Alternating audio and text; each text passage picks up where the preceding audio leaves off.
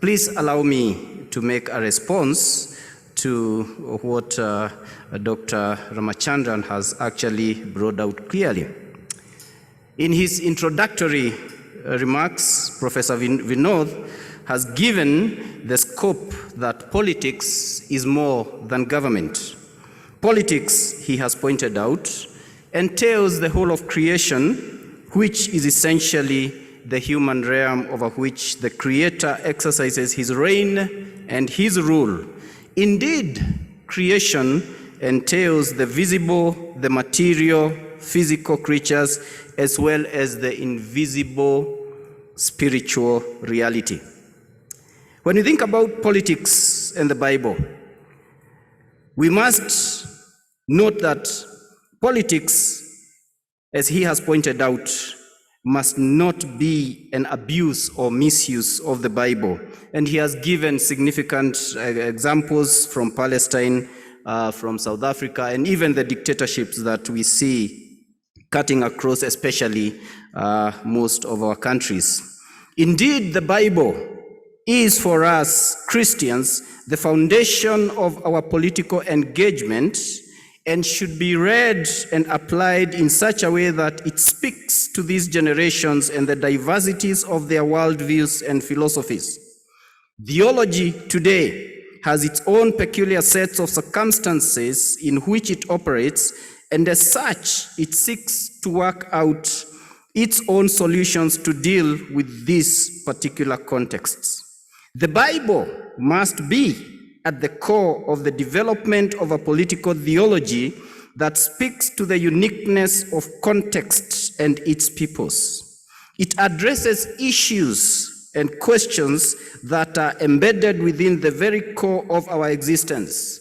Such issues as poverty and corruption, sickness, drought, lack of and denial of basic social and civil services, injustice in the distribution of resources such as land and property ownership, favoritism, nepotism, and lack of disbursement of legal justice, as well as bribery due to greed and bad political governance.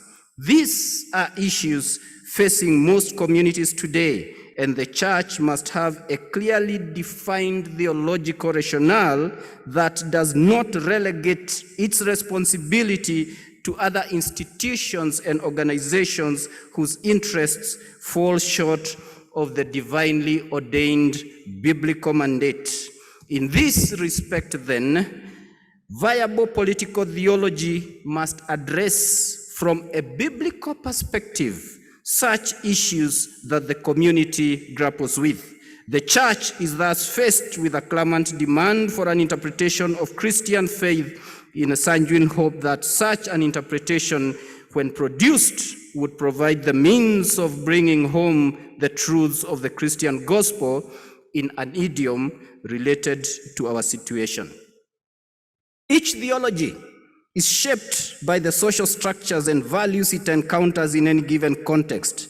In this respect, then, the church will have to grapple with the influences that inform its hermeneutics. In teaching, understanding, and interpreting the Bible, the church ought to draw principles that will help in guiding its theological conclusions and practices.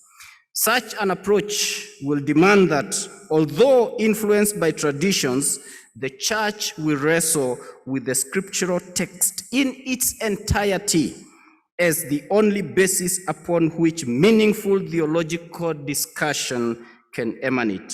By so doing, the church will be wary of adopting irrelevant and unauthenticated theologies drawn from contexts whose issues are significantly different from those facing its own setting. Professor Ramachandran has given or brought out the aspect of the earth as a fellow creature, and indeed he has pointed out that humans are embodied relational creatures created in the image of God. The image of God in creation of human beings is the rule, the exercise of divinely mandated authority over all other creatures. This is because, like God, who is sovereign, humans are constituted in a relational context where they form political entities and communities that demand order and harmony in management for cohesive and mutual coexistence. In essence, then, we can argue that God created human beings with the direct intent or purpose of endowing them, male and female, with the responsibility of ruling over all the other creatures.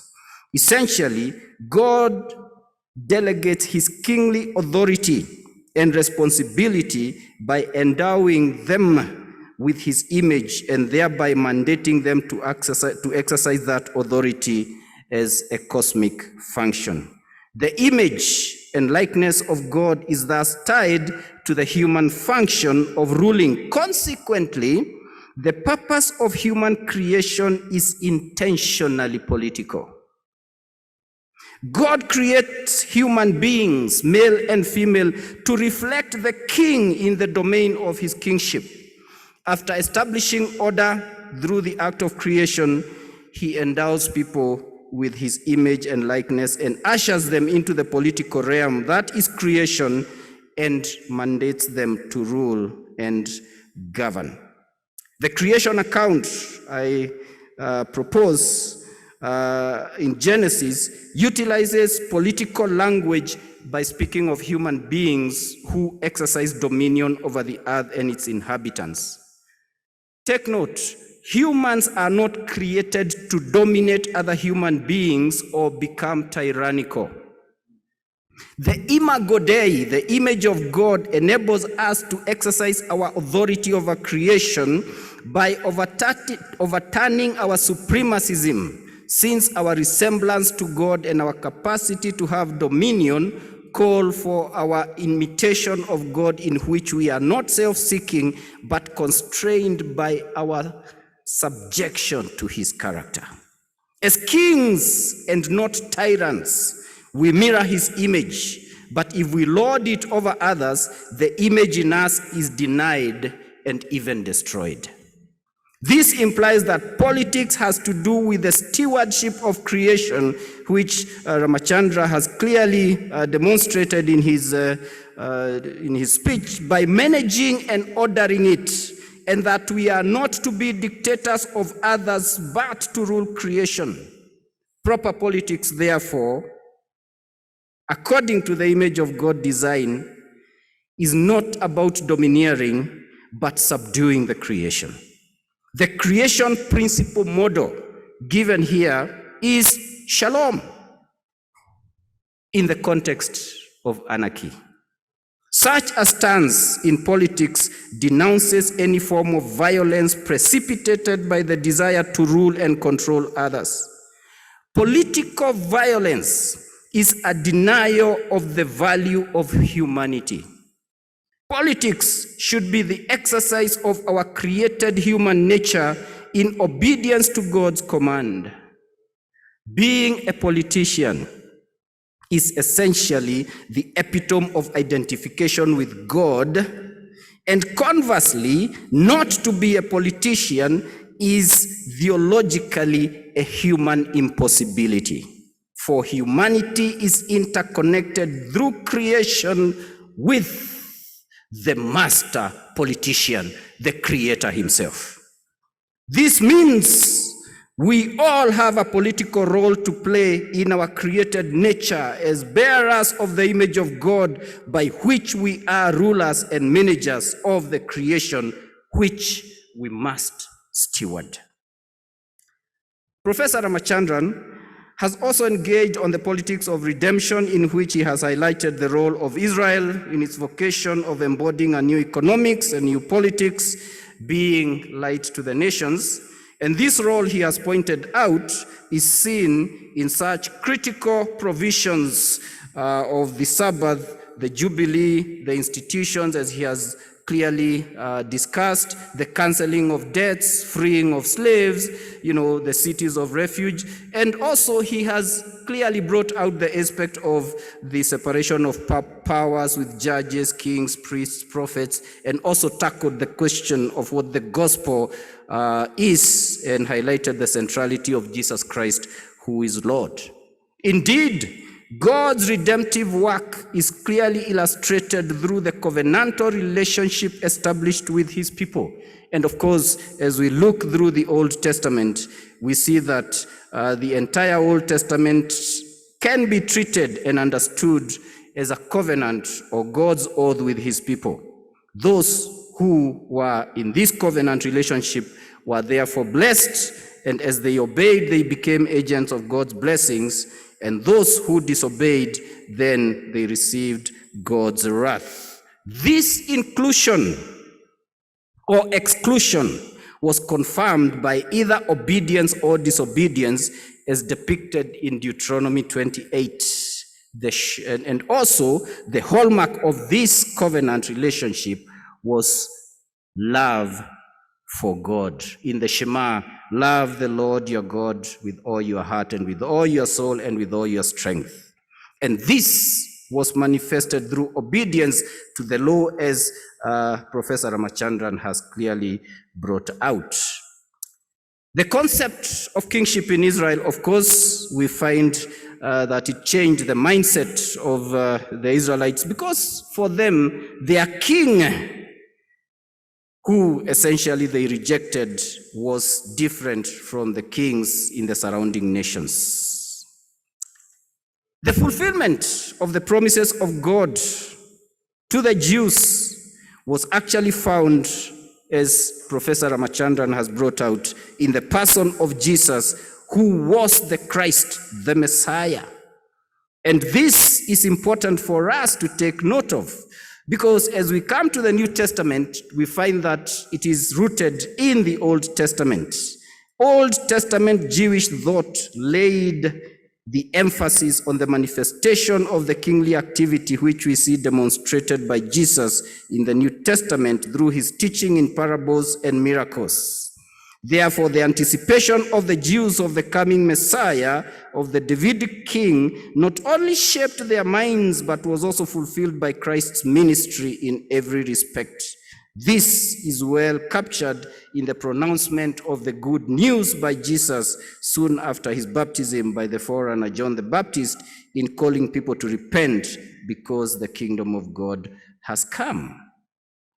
The kingdom is indeed a demonstration of God's rule and reign over all creation in all spheres of existence.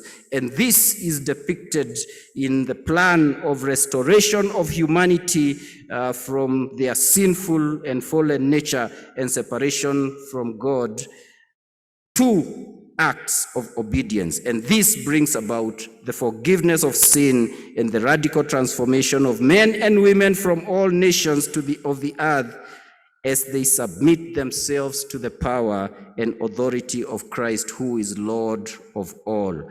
And this is the heart of the gospel. Professor Ramachandran then has concluded by engaging a little bit on the Christian response, in which he has highlighted aspects of the divine authority which is delegated to political authorities, issues related to injustice, the aspects of doing right, the aspects of rendering justice, but also he has engaged us with the aspect of the biblical rendition in Acts, in Revelation, on the divine law, natural law, international law, as well as the legislative law, which is national law. Much of what we see in the lives of the disciples of Christ is an ongoing interaction with the socio-political world of the time. They contended with the political structures in both negative and positive ways. They faced the challenge of monotheistic allegiance to God in the context of the Greco-Roman world, with its diverse religious manifestations, as we have clearly been told by Professor Ramachandran. What does that mean for us as Christians?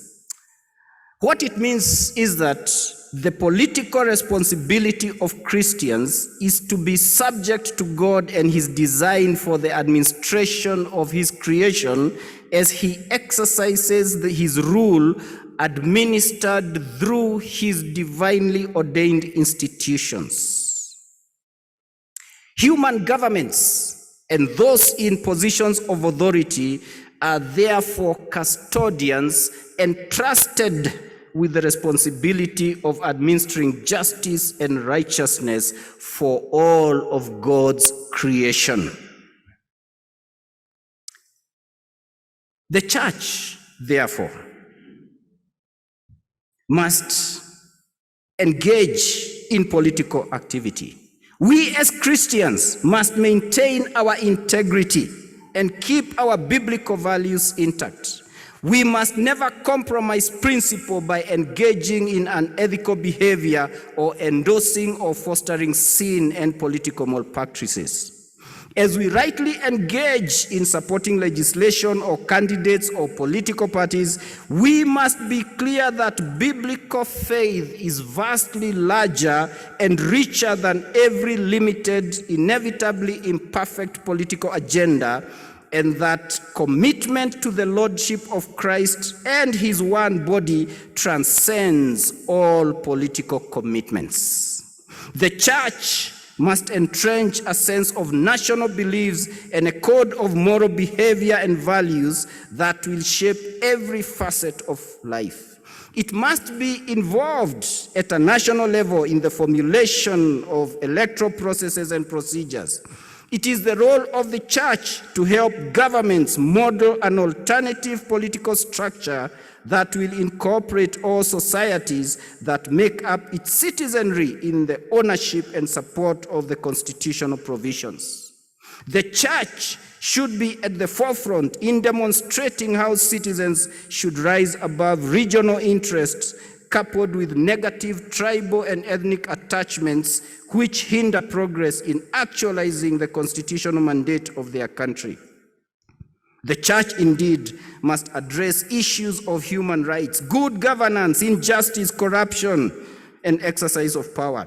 The church should continue to evaluate its role in social and political issues through theological analysis of social political realities and make explicit biblical judgments about issues of justice, democracy, governance, property, land ownership, poverty, unemployment, crime, drought and famine, epidemics such as malaria, which affects us all the year round, the threat of AIDS, COVID-19, and its consequent implications, to name just a few.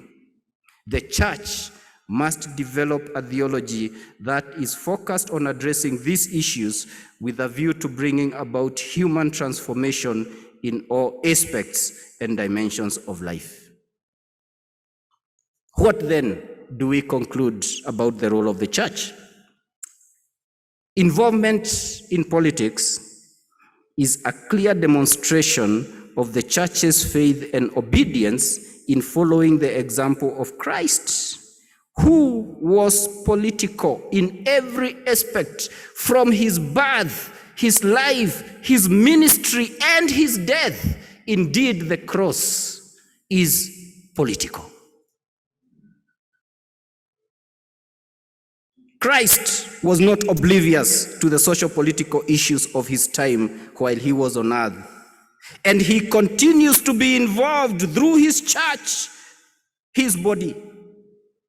And therefore, a theology of the church that takes seriously the teaching of Christ will take seriously the social-political problems of his people, all of humanity. Thank you.